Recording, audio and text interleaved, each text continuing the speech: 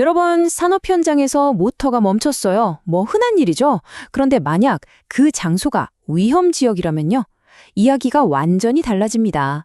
단순한 수리가 아니라 생사를 가르는 결정이 될 수 있다는 거죠. 오늘 바로 그 차이점에 대해 깊이 파고 들어보겠습니다. 자, 한번 상상해 보세요. 갑자기 생산 라인이 뚝 멈췄습니다.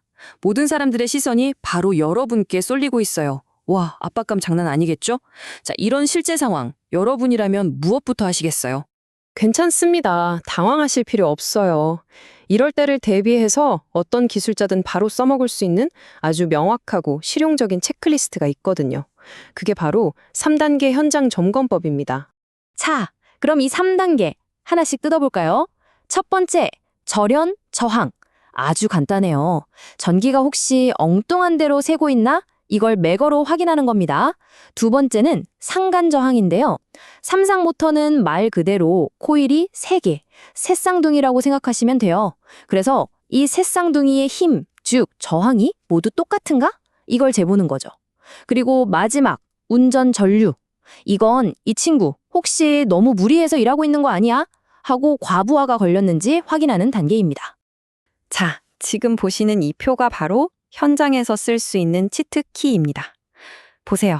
어떤 테스트에 어떤 장비를 쓰고 정상값은 얼마고 이걸로 무엇을 확인할 수 있는지 한눈에 딱 들어오죠? 이 표 하나만 머릿속에 잘 넣어두시면 웬만한 모터 문제 초기 진단은 이제 자신 있으실 거예요.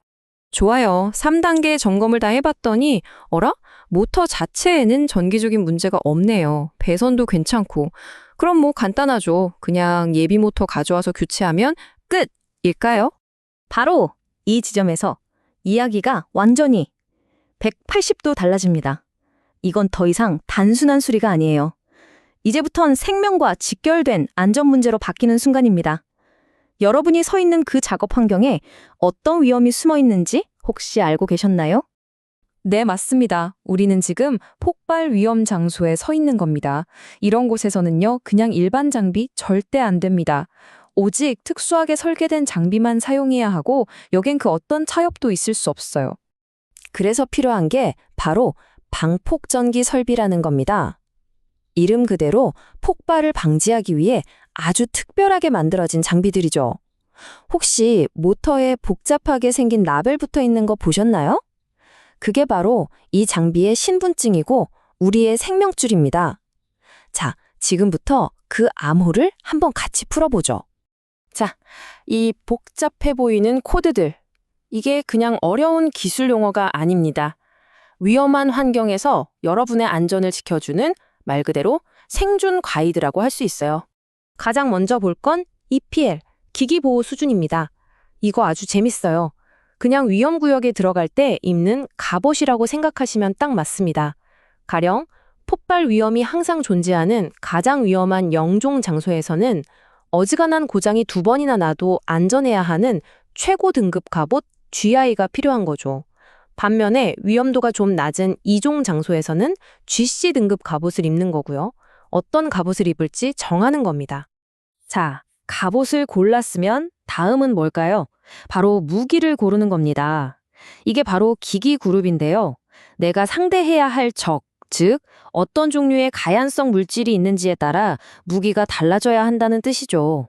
예를 들어 폭발력이 어마어마한 수소, IIC라는 최종 보스가 있는데 고작 프로판, IIA 잡는 기본 칼을 들고 가면 말이 안 되잖아요. 적을 알아야 이길 수 있는 겁니다. 자, 다음은 온도 등급입니다. 아니, 온도가 왜 그렇게 중요하냐고요? 생각해보세요. 모든 가스나 분지는요, 어떤 온도에 딱 도달하면 불꽃이 없어도 그냥 자기 혼자 불이 붙어버려요. 이걸 자연발화라고 하죠. 그러니까 이 T코드라는 건 모터 표면이 절대 그 위험한 발화점 온도까지 올라가지 않도록 막아주는 최후의 안전장치인 셈입니다. 여기서 정말 중요한 근데 조금 헷갈릴 수 있는 규칙이 하나 있어요. 바로 T 뒤에 붙는 숫자가 높을수록 더 안전하다는 겁니다. 왜냐면 최대 표면 온도가 그만큼 낮다는 뜻이거든요.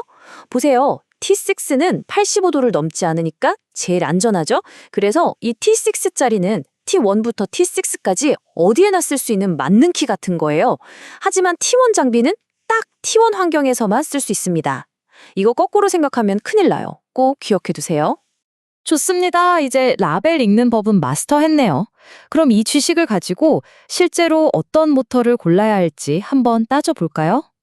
그런데 잠깐, 방폭 라벨만 맞추면 끝일까요? 아닙니다. 아직 하나 더 남았어요. 바로 모터의 일하는 스타일. 이걸 전문 용어로 듀티 형식이라고 하는데요. 이걸 꼭 맞춰줘야 합니다. 생각해보세요.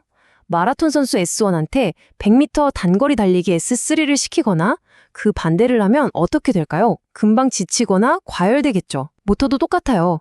잘못된 선택은 과열로 이어지고, 여러분, 위험 지역에서 과열은 뭐다? 네, 바로 폭발의 또 다른 불씨가 될 수 있습니다. 자, 이제 정말 마지막 관문입니다. 바로 주변 환경 체크. 아무리 비싸고 좋은 방폭 장비를 가져다 놔도 주변 환경이 엉망이면 소용없겠죠. 예를 들어 엄청 춥거나 더운 곳, 부식을 일으키는 화학물질이 날아다니는 곳, 아니면 진동이 너무 심한 곳, 이런 특수한 환경에서는 장비가 제 성능을 100% 발휘하지 못할 수도 있어요. 그러니까 설치할 장소의 조건까지 꼼꼼하게 따져보는 거, 이게 바로 프로의 마무리입니다. 자, 지금까지는 공장에 딱 고정된 설비 이야기를 했어요. 그런데 위험이라는 게 늘 그 자리에만 있는 건 아니잖아요. 시대가 변하면서 위험도 진화합니다. 이제 우리의 시야를 조금 더 넓혀서 새로운 위험에 대해 이야기해 볼 때가 된 것 같습니다. 지금 보시는 이 문장 정말 의미심장하지 않나요? 우리가 매일 쓰는 스마트폰, 태블릿 같은 것들, 이런 개인 장비들이 현장에 들어오면서 우리가 전혀 예상치 못했던 통제 불가능한 새로운 위험이 생겨나고 있다는 겁니다. 생각해보세요. 안전한 이종구역에 있던 작업자가 방폭 인증도 안 받은 자기 스마트폰을 들고 무심코 더 위험한 일종구역으로 들어가는 상황. 아찔하죠? 바로 그걸 경고하는 겁니다. 자, 오늘 이야기는 여기서 마무리하겠습니다. 하지만 어쩌면 진짜 고민은 이제부터 시작일지도 모르겠습니다. 우리가 그토록 신경 써서 관리해온 고정 설비들, 그 너머에 바로 지금 여러분의 주머니 속에 들어있는 그 스마트폰이 다음 점화원이 될 수도 있다는 생각 해보셨나요? 이 예측 불가능한 새로운 위험에 과연 우리는 어떻게 대비해야 할까요?